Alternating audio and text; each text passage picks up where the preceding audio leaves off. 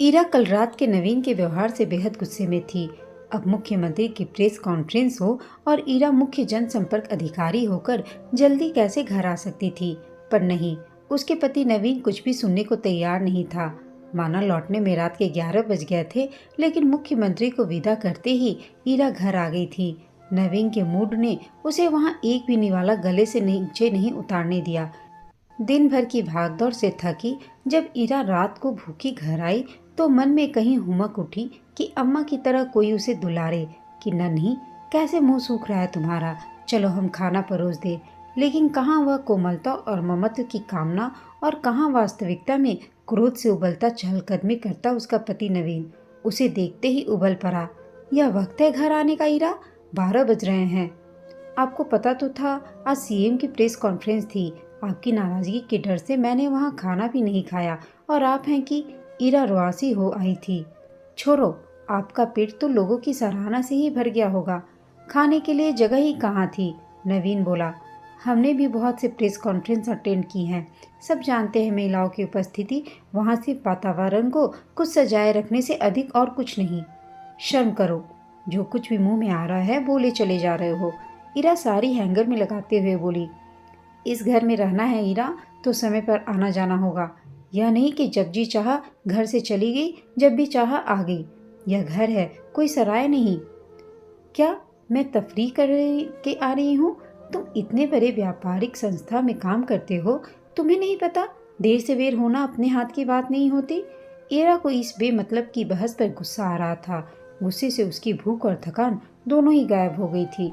फिर कॉफी बनाकर कप में डालकर बच्चों के कमरे में चली गई। दोनों बच्चे गहरी नींद में सो रहे थे। ईरा ने शांति की सांस ली। नवीन की टोका टाकी उसके लिए आसानी हो गई थी। फोन किसी का भी हो, नवीन के रहते आएगा तो वही उठाएगा। फोन पर पूरी जिरह करेगा, क्या काम है, क्या बात करनी है, कहाँ से बोल रहे हो। लोग ईरा का कितना मजाक उड़ाते हैं। नवीन को उसका जेलर कहते हैं। कुछ लोगों की नज़रों में वह दया की पात्र बन गई है। ईरा यह सोचकर सिहर उठी कि अगर ये बातें बच्चे सुनते तो क्या होता उसकी छवि बच्चों की नज़रों में। वैसे जिस तरह के आसार हो रहे हैं, जल्दी बच्चे भी साक्षी हो जाएंगे ऐसे अवसरों के। ईरा ने कॉफ़ी का घूंट पीते हुए निर्णय लिया, बस और नहीं, उसे अब नवीन के साथ रहकर और अपमान नहीं करवाना है अपना। पुरुष है तो क्या हुआ, उसे हक मिल गया है कि उसके सही और ईमानदार व्यवहार पर भी आए दिन प्रश्न चिन्ह लगाने का और उसे नीचा दिखाने का। अब वह और देर नहीं करेगी, उसे जल्द से जल्द निर्णय लेना होगा, वरना उसकी छवि बच्चों की नज़रों में मलिन हो जाएगी। इसी उहापोह में कब वह वहीं सोफे पर सो गई पता ही नहीं चला। अगले दिन बच्चों को स्कूल भेजा। नवीन ऐसा दिखा रहा था मानो कल की रात रोज गुजर जाने वाली सामान्य सी रात थी, लेकिन ईरा का व्यवहार बहुत सीमित रहा। ईरा को 9 बजे तक घर में घूमते देख नवीन बोला, क्या आज ऑफिस नहीं जाना है ईरा? आज छुट्टी है, अभी तक तैयार नहीं हुई हो? ईरा ने कहा, मैंने छुट्टी ली है। तुम्हारी तबीयत तो ठीक लग रही है, फिर छुट्टी क्यों? नवीन ने पूछा। कभी कभी मन भी बीमार हो जाता है नवीन, इसलिए, ईरा ने कसैले स्वर में कहा। समझ गया, आज तुम्हारा मन क्या चाह रहा है, क्यों बेकार में अपनी छुट्टी खराब कर रही हो? जल्दी से तैयार हो जाओ और ऑफिस जाओ। नहीं, ईरा बोली, आज मैं किसी भी हाल में जाने वाली नहीं हूँ। ईरा की आवाज़ में जिद थी। नवीन कार की चाबी उठाते हुए बोला, ठीक है, तुम्हारी मर्जी। बच्चों और पति को भेजने के बाद वह देर रात तक घर में इधर उधर चहलकदमी करती रही। उसका मन स्थिर नहीं था। अगर नवीन की नोकझोंक से तंग आकर नौकरी छोड़ भी दूं तो क्या भरोसा कि नवीन के व्यवहार में अंतर आएगा या फिर बात का बतंगड़ नहीं बनाएगा। लड़ने वाले को तो बहाने की भी जरूरत नहीं होती। नवीन के पिता के इसी कड़वे स्वभाव के कारण ही उसकी माँ हमेशा घुट घुट कर जी रही थी। पैसे पैसे के लिए उन्हें तरसा कर रखा था नवीन के पिता ने। अपनी मर्जी से हजारों उड़ा देंगे।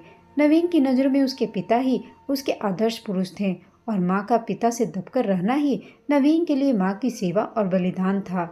ईरा जितना सोचती उतना ही उलझती जाती। उसे लग रहा था कि अगर वह इसी तरह मानसिक तनाव और उलझन में रही तो पागल हो जाएगी। हर जगह सम्मानित होने वाली ईरा अपने ही घर में यूं प्रताड़ित होगी उसने सोचा भी न था। असहाय से आंसू उसकी आंखों में उतर आए। अचानक उसकी नज़र घड़ी पर पड़ी। अरे, 1:30 बज गया। फटाफट उठकर नहाने के लिए गई। वह बच्चों को अपनी पीड़ा और अपमान का आभास नहीं होने देना चाहती थी। नहाकर सूती साड़ी पहन हल्का सा मेकअप किया, फिर बच्चों के लिए सलाद काटा, जलजीरा बनाया, खाने की मेज पर लगाई। दोनों बेटे माँ को देखकर खिल उठे। बिना छुट्टी के माँ का घर होना उनके लिए कोई पर्व सा बन जाता है। तीनों ने मिलकर खाना खाया, फिर बच्चे होमवर्क करने लग गए। 5 बजे के लगभग ईरा को याद आया कि उसकी सहेली मानसी पाकिस्तानी नाटक का वीडियो देकर गई थी। बच्चे होमवर्क कर चुके थे। ईरा ने उन्हें नाटक देखने के लिए आवाज़ लगाई। दोनों बेटे उसकी गोदी में सिर रखकर नाटक देख रहे थे। अजीब इत्तेफाक था। नाटक में भी नायिका अपने पति की जातियों से तंग आकर अपने अजन्मे बच्चे के संग घर छोड़कर चली जाती है हमेशा के लिए। ईरा की तरफ देखकर अपूर्व बोला, माँ, आप ये रोने धोने वाला फिल्में मत देखा करो, मन उदास हो जाता है। मन उदास हो जाता है इसीलिए नहीं देखनी चाहिए, ईरा ने सवाल किया। बेकार का आइडिया है एकदम, अपूर्व खींच कर बोला, इसलिए नहीं देखनी चाहिए। अपूर्व, ईरा ने कहा, समझो इसी औरत की तरह अगर हम भी घर छोड़ना चाहें तो तुम किसके साथ रहोगे? कैसी बेकार की बातें करती हैं आप भी माँ, अपूर्व नाराजगी के साथ बोला। आप ऐसा क्यों करेंगी? यूँ समझ लो कि हम भी तुम्हारे पापा के साथ इस घर में नहीं रह सकते, तो तुम किसके साथ रहोगे? ईरा ने पूछा। जरूरी नहीं कि आपके हर सवाल का जवाब दिया जाए। 13 वर्ष का अपूर्व अपनी आयु से अधिक समझदार था। अच्छा अनूप, तुम बताओ कि तुम क्या करोगे? ईरा ने छोटे बेटे का मन टटोला। अनूप को बड़े भाई पर बड़प्पन दिखाने का अवसर मिल गया। वह बोला, वैसे तो हम चाहते हैं कि आप दोनों साथ रहें, लेकिन अगर आप जा रही हैं तो हम आपके साथ चलेंगे मम्मी। हम आपको बहुत प्यार करते हैं। अनूप बोला। चल झूठे, अपूर्व बोला। माँ, अगर पापा आपकी जगह होते तो यह उनको भी यही जवाब देता। नहीं माँ, भैया झूठ बोल रहा है, यही पापा के साथ जाता। पापा हमें डांटते हैं, हमें नहीं रहना उनके साथ। आप हमें प्यार करती हैं, हम आपके साथ रहेंगे। अनूप प्यार से ईरा के गले में बाहें डालते हुए बोला। डांटते तो हम भी हैं, ईरा ने पूछा। क्या तब तुम हमारे साथ नहीं रहोगे? आप डांटती हैं तो क्या हुआ, प्यार भी तो करती हैं, फिर आपको खाना बनाने भी आता है। पापा क्या करेंगे अगर नौकर नहीं होगा तो? अनूप ने कहा। अच्छा अपूर्व, तुम जवाब दो। ईरा ने अपूर्व के सिर पर हाथ रखकर उसका मन फिर से टटोलना चाहा। ईरा का हाथ सिर से हटाकर अपूर्व एक ही झटके में उठ बैठा और बोला, आप उत्तर चाहती हैं तो सुन लीजिए माँ, हम आप दोनों के साथ ही रहेंगे। ईरा हैरत से अपूर्व को देखने लगी, फिर पूछा, अरे ऐसा क्यों? जब आप और पापा 15 साल एक दूसरे के साथ रहकर भी एक दूसरे के साथ नहीं रह सकते, अलग होना चाहते हैं, तब हम तो आपके साथ 12 साल से रह रहे हैं, हमें आप कैसे जानेंगे? आप और पापा अगर अलग हो रहे हैं तो फिर हमें हॉस्टल भेज देना, हम आप दोनों से नहीं मिलेंगे। अपूर्व तिलमिला उठा था। पागल है क्या तू? ईरा हैरान थी। नहीं, बिल्कुल नहीं, इतने वर्षों साथ रहकर भी आपको एक दूसरे का आदर करना, एक दूसरे को अपनाना नहीं आया तो आप हमें कैसे अपनाएंगे? पापा आपका सम्मान नहीं करते तभी आपको घर छोड़कर जाने देंगे। आप पापा को और घर को इतने सालों में भी समझा नहीं पाई, तभी घर छोड़कर जाने की बात कर सकती हैं। इसलिए हम आप दोनों का ही आदर नहीं कर सकेंगे और हम मिलना भी नहीं चाहेंगे आप दोनों से। अपूर्व के चेहरे पर उत्तेजना और आक्रोश झलक रहा था। ईरा ने अपूर्व के कंधे को कसकर पकड़ लिया। उसका बेटा इतना समझदार होगा उसने सोचा भी नहीं था। नवीन से अलग होकर उसने सोचा भी नहीं था कि अपने बेटे की नज़रों में वह इतनी गिर जाएगी।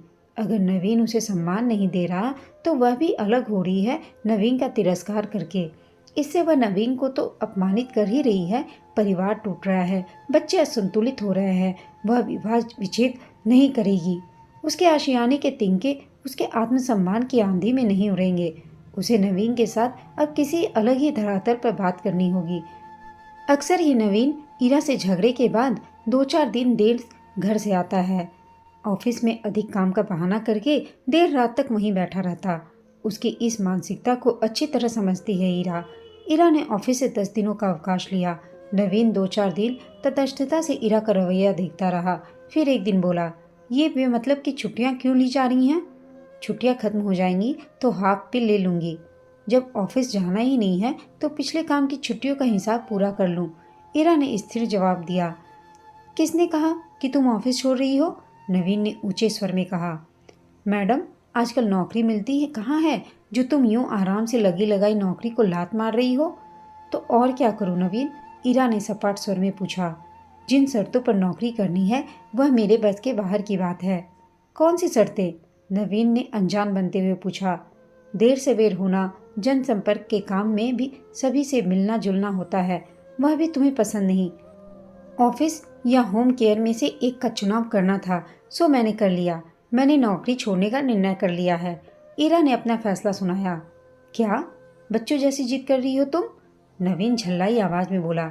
एक जने की सैलरी में घर खर्च और बच्चों की पढ़ाई कैसे होगी? पर नौकरी छोड़कर तुम सारा दिन करोगी क्या? नवीन को समझ नहीं आ रहा था कि वह किस तरह ईरा का निर्णय बदले।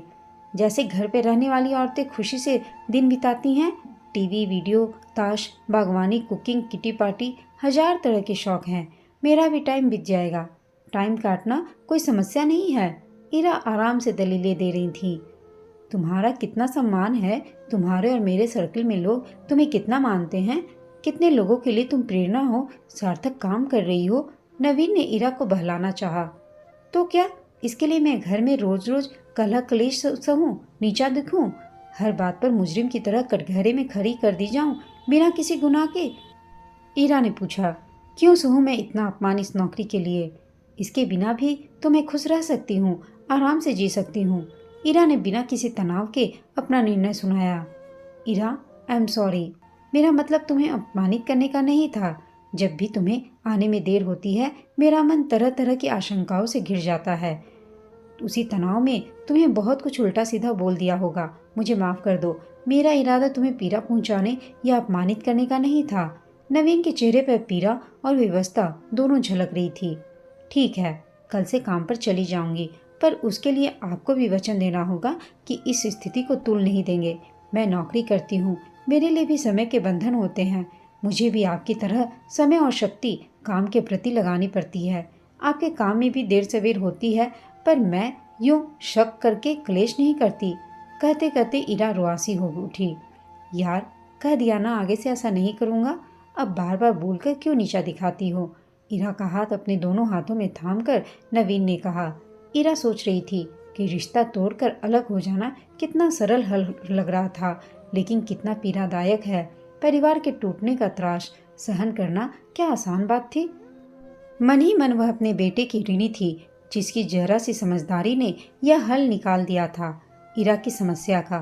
दोस्तों, आपको यह कहानी कैसी लगी कमेंट करके बताइएगा। साथ ही कहानी अच्छी लगी हो तो इसे लाइक, शेयर और चैनल को सब्सक्राइब अवश्य कीजिएगा। कहानी सुनने के लिए आप सबका धन्यवाद।